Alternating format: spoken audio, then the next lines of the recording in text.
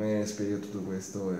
Sì, peccato, non ci siamo presentati benissimo, peccato perché abbiamo lavorato bene, abbiamo avuto qualche problema, adesso anche stamattina abbiamo avuto forfait con un giocatore, due hanno giocato con la febbre, però io dico sempre che anche chi non c'è nessun problema, peccato perché a livello di mentalità non abbiamo fatto una buona partita e questo mi dispiace. Più che altro eravate anche partiti benino, insomma, in avanti, seguire, e poi c'è stato il calo verticale nella ripresa, soprattutto zero incisività, zero cattiveria. Sì, abbiamo fatto poco per vincere, anche loro non hanno fatto tanto, però abbiamo commesso un errore, quindi hanno fatto gol.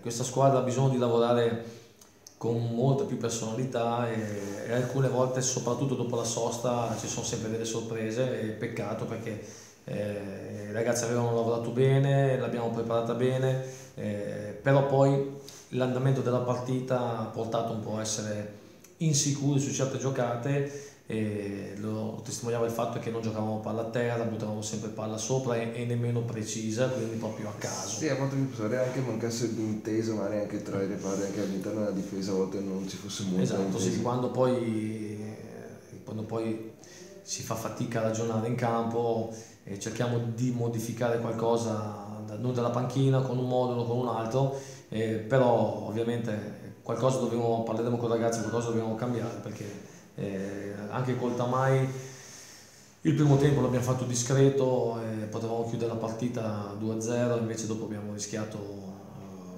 anche di perdere, siamo rimasti 10, quindi è una cosa che va avanti anche un pochino, anche sulle prestazioni quando vincevamo.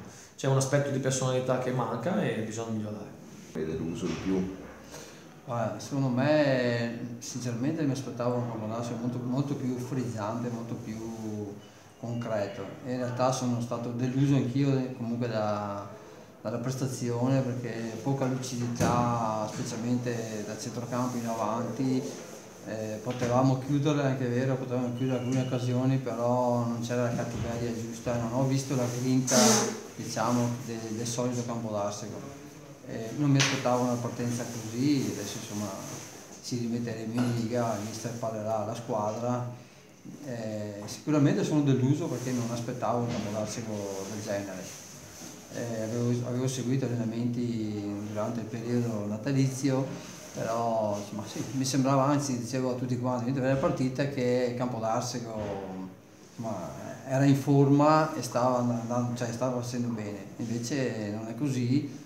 Adesso insomma vedremo, lavoreremo, loro hanno fatto la loro prestazione, hanno fatto poche occasioni gol, però bravi, lucidi, complimenti a Ligaso, ha fatto una bella prestazione e adesso ci guarderemo un po' come stuzzicare un po' la squadra.